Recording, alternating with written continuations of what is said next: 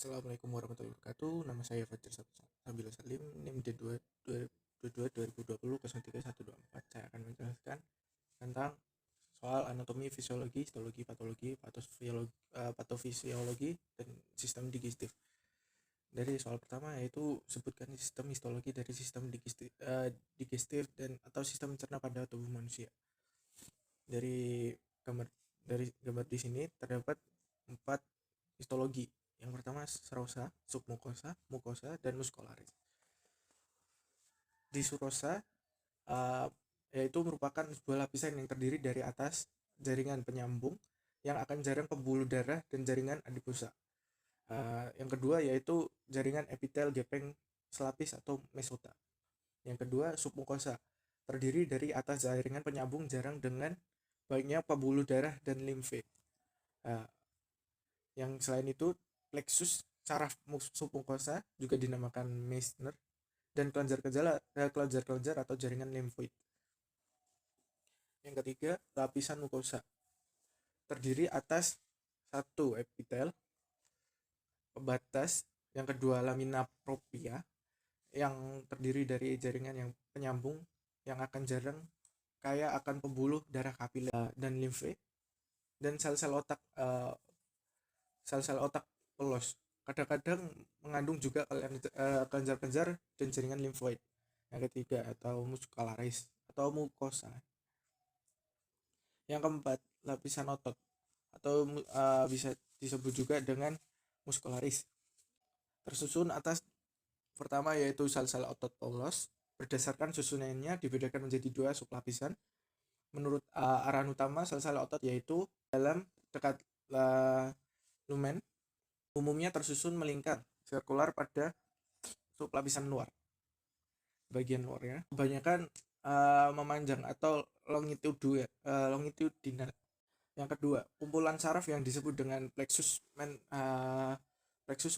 mentarik atau Auerbach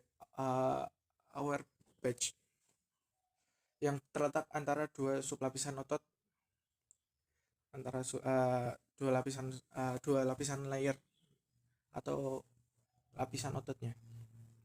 Yang ketiga yaitu pembuluh darah limfe. Kemudian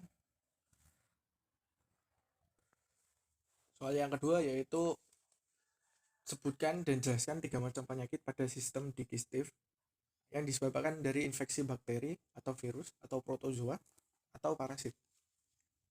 Yang pertama penyakit cacingan. Di Indonesia sudah terkenal juga, hampir 80% orang Indonesia pernah terdampak dengan penyakit ini. Cacingan merupakan sebuah penyakit yang menyerang sistem pencernaan manusia. Penyakit ini biasanya menyerang pada anak-anak. Terkadang pada orang dewasa juga terkena karena orang-orang dewasa kurang bersih dalam menikmati. Yang kedua, radang usus buntu. Penyakit ini sering menyerang usus buntu di mana keadaan ini terjadi karena usus buntu terinfeksi oleh bakteri. Radang usus buntu terjadi karena lubang antara usus buntu dan usus besar tersumbat oleh lendir atau biji cabai. Ini sering terjadi kepada orang-orang dan banyak orang yang kadang tidak sadar, bahkan terlambat untuk secepatnya menangani ke dokter. Yang ketiga yaitu MAC. MAC merupakan penyakit atau gangguan sistem pencernaan yang ditandai dengan adanya rasa perih pada dinding lambung. Hal ini terjadi karena tingginya kadar asam lambung. Selain itu, orang-orang banyak juga yang pola makannya tidak teratur dengan baik. Selain itu juga stres dan lain-lain.